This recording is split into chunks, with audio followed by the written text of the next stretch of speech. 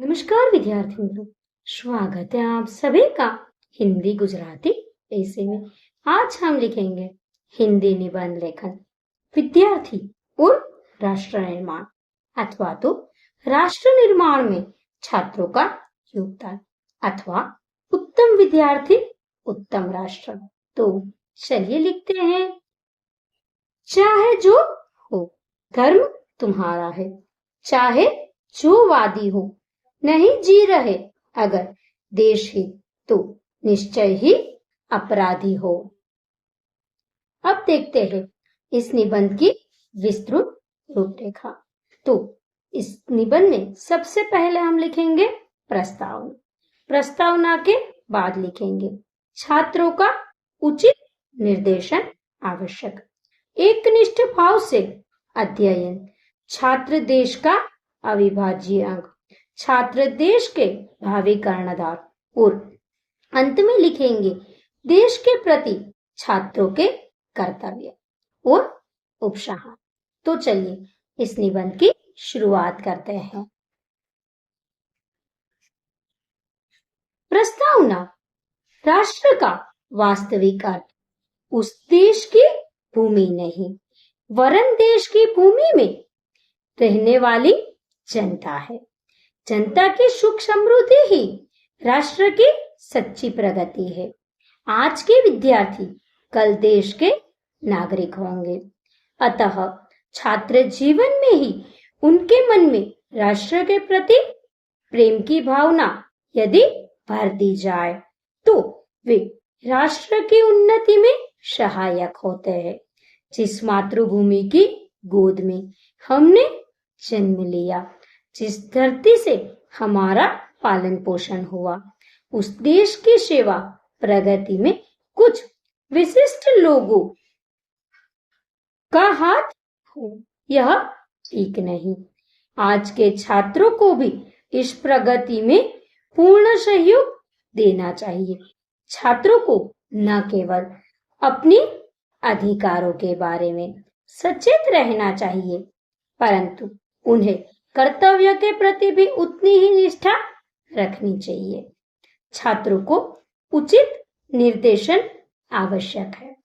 किशोरावस्था तथा युवावस्था में आत्मविवेक नहीं रहता और इसके अभाव में आत्मनियंत्रण भी नहीं रहता।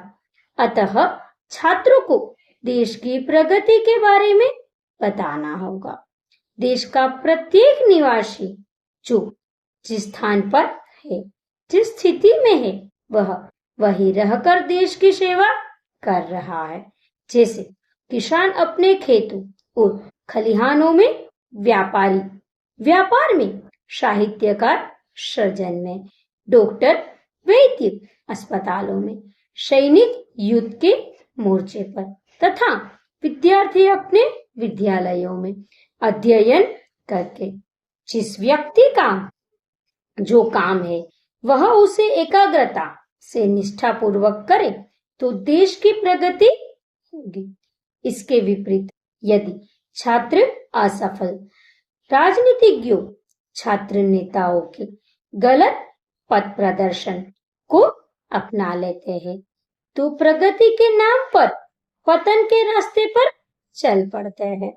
अधिकारों के नाम पर हड़ताल, प्रदर्शन, सत्याग्रह, आंदोलन, धरना, घेराव, इन सब गतिविधियों में भाग लेकर वे अपना भी नुकसान करते हैं और यह सब राष्ट्र की प्रगति में बाधक है। अब देखते हैं एकनिष्ठ भाव से अध्ययन। देश की प्रगति में छात्रों के योगदान का आशय है कि वो एकनिष्ठ भाव से विद्या अध्ययन करना, क्योंकि विद्या प्राप्ति के लिए एक अवस्था और एक समय निश्चित है। यदि इस अवस्था में एकनिष्ठता का अभाव रहा तो भावी जीवन के उद्देश्यों की पूर्ति संभव नहीं और स्थायी नहीं रह पाएगा। वह केवल लड़खड़ाते हुए अपनी जिंदगी काटेगा। यदि छात्र संपूर्ण तन्मयता से एक शिष्ट सुसंस्कृत सभ्य नागरिक बनने की तैयारी कर रहे हैं, तो यही देश की सेवा है।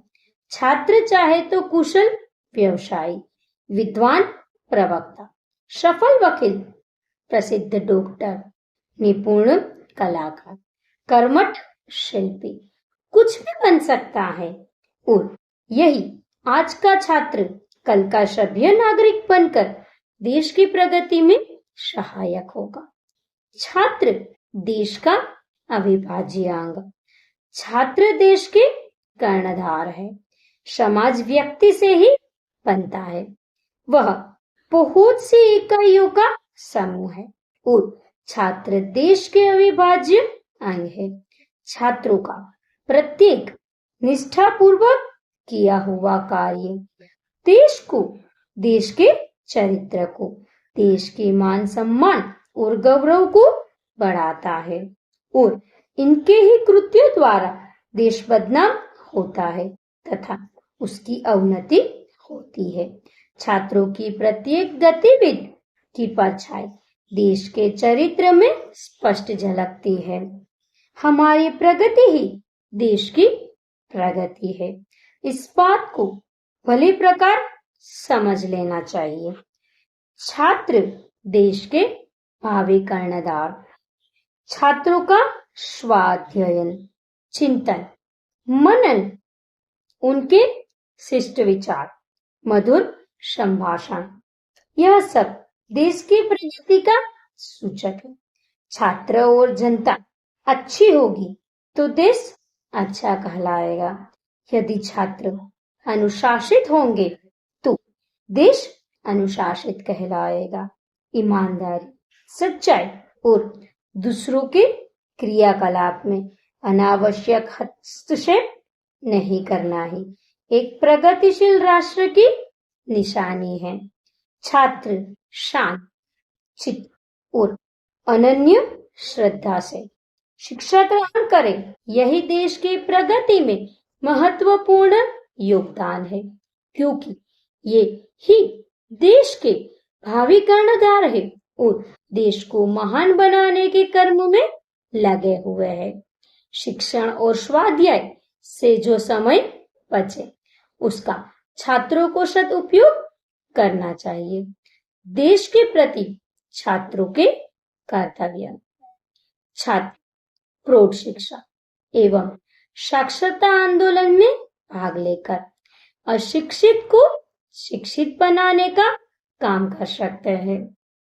सार्वजनिक रूप से गोष्ठियों, व्याख्यान मालाओं का आयोजन कर देश के चरित्र को ऊंचा उठाने में नैतिक मूल्यों की, मानवीयता की, धर्मनिरपेक्षता की शिक्षा का प्रचार कर एकता का प्रयास कर सकते हैं। अकालग्रस्त या भूकंप पीड़ित, ओलावृष्टि से प्रभावित क्षेत्रों के लिए टोलियां बनाकर धन सामग्री एकत्रित कर उनकी सहायता कर सकते हैं। बाढ़ग्रस्त क्षेत्रों में जाकर डूबने वाले व्यक्तियों को बचा सकते हैं। स्वयंसेवी संस्थाओं का निर्माण भी कर सकते हैं जो दैवी विपत्ति के समय हरदम मदद को तैयार रहे। अवकाश के समय गांवों में जाकर श्रमदान द्वारा सड़क निर्माण, कुओं की सफाई, परिसर की स्वच्छता के लिए प्रयास कर सकते हैं। कृषि की उन्नति में नवीन वैज्ञानिक साधनों की, उन्नत बीजों की, खाद दवा की जानकारी दे सकते हैं। गांव वालों को सौर ऊर्जा, उन्नत चूल्हे, धूम्र रहित चूल्हे, परिवार नियोजन, अल्प बचत योजना तथा पोलियो आदि के टीकाकरण के संबंध में जानकारी दे सकते हैं। अंधविश्वासों, रूढ़िवादिता से छुटकारा दिला सकते हैं। इंजीनियरिंग तथा मेडिकल के छात्र भी ग्रीष्म अवकाश में गांवों में जाकर सेवा कर सकते हैं। देश की प्राचीन संस्कृति, सभ्यता, प्रजातंत्र का महत्व मतदान की गरिमा, नागरिक के आधार, कर्तव्य, ऋण योजना एवं बीमा आदि के बारे में अन्य विषय के छात्र जानकारी दे सकते हैं। अब देखते हैं उपसंहार। छात्र जीवन विद्यार्थी की वह अवस्था होती है जिसमें मनुष्य अटूट शक्तिमान होता है। उनमें कार्य संपादन की अभूतपूर्व क्षमता होती है। मन, मस्तिष्क तेज होते हैं। यदि उन्हें सही दिशा मिले तो उनकी शक्ति का उचित मार्गान्वितीकरण हो तो वे देश की प्रगति में अत्यंत लाभप्रद सिद्ध होते हैं। भारतीय छात्र पूर्ण शक्ति और सामर्थ्य से देश को आगे बढ़ाए। तो विद्यार्थी मित्रों, इसी के साथ यहाँ ये निबंध पूर्ण होता है। निबंध को अंत तक देखने के लिए आप सबका बहुत बहुत धन्यवाद।